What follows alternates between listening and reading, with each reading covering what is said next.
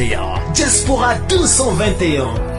Pour retrouver toutes nos informations à chaud comme à l'accoutumée, tapez www.diaspora221.tv et optez pour des informations fiables. Malentendu rek moo am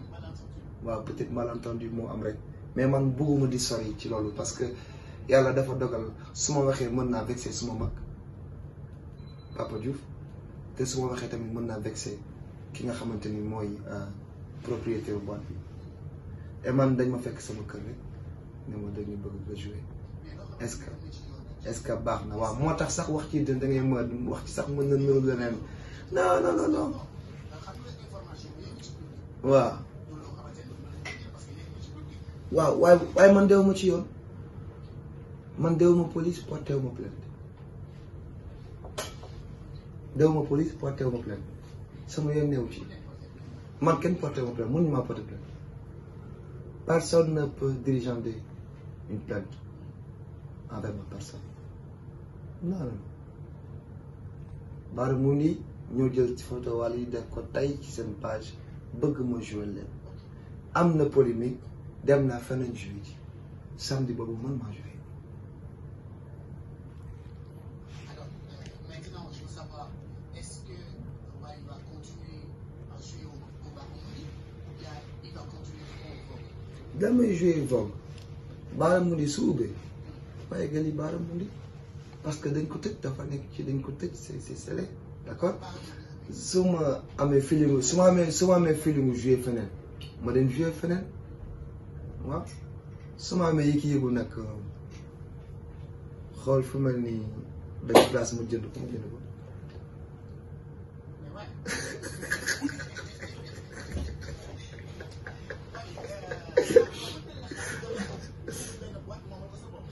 waa nag vraiment nag loolu nag moom dafay métti ci man loolu ubbi boîte moom doo ko bàyyi la waxtaan bu indi problème boobu parce que sama gars yi da ngay tax Youssou merati fi gars yi merati fi waaye yow bàyyi loolu waaw structure ba mën a ubbi mënu jaay sàngara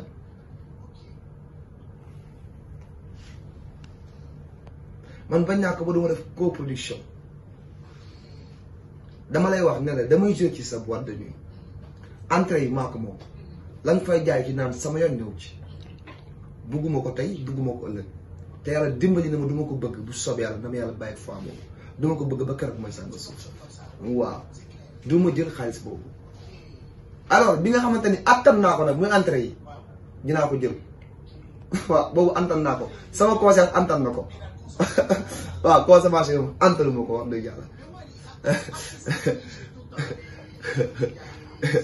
waaw d'accord naa waaye man je préfère man tam ma jël sama buntu rek.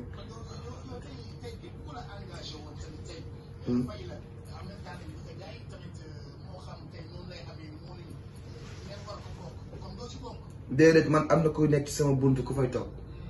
xaalisu bii yi dina ko jël teg ko na le su paree mu ne lii la waaye moom mu dem waaw.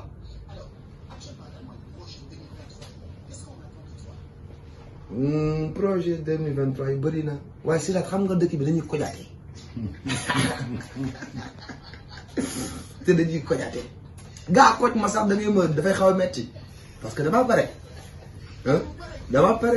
donc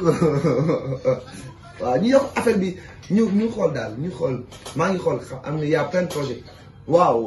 album international bi dina génn dina jógee ci kaw wàcc suuf bu soobee Yàlla.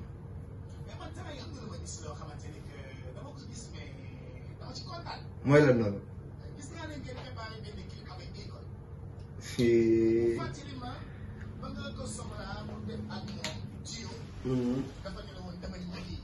waaw daf maa jàngal àdduna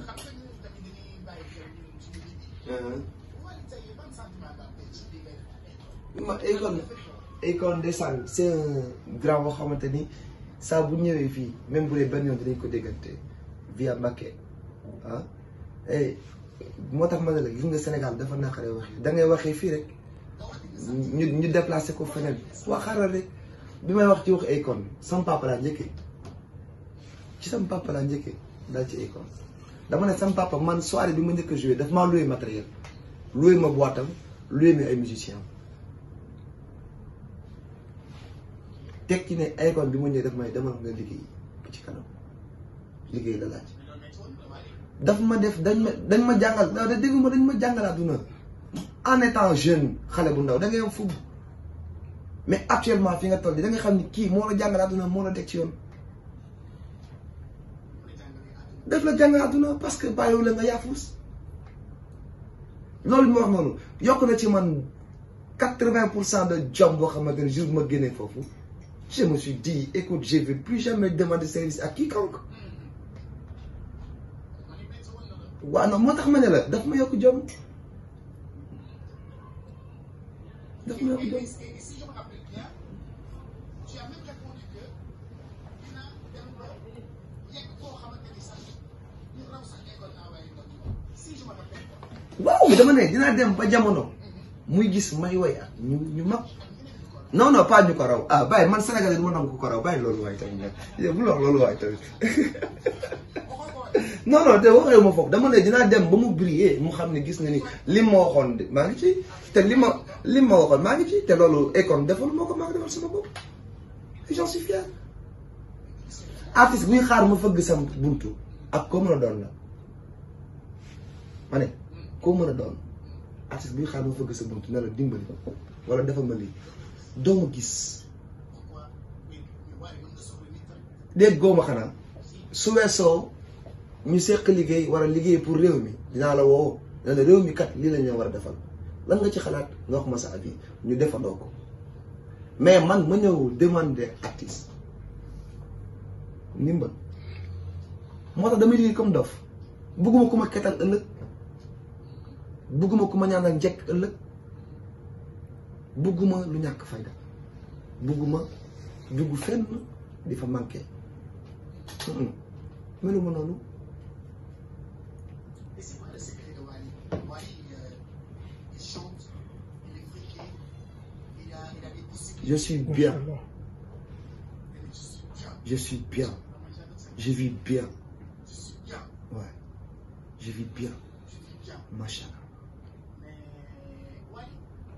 dañu laajte maanaam est-ce que business maanaam toog na la musique c'est quoi? Alors, j'ai pas de business. Seriously, j'ai pas de business. À part mes contrats de pub, tout ça là. Diaspora 221. Pour retrouver toutes nos informations à chaud comme à l'accoutumée, tapez www.diaspora221.tv et optez pour des informations fiables et vérifiées.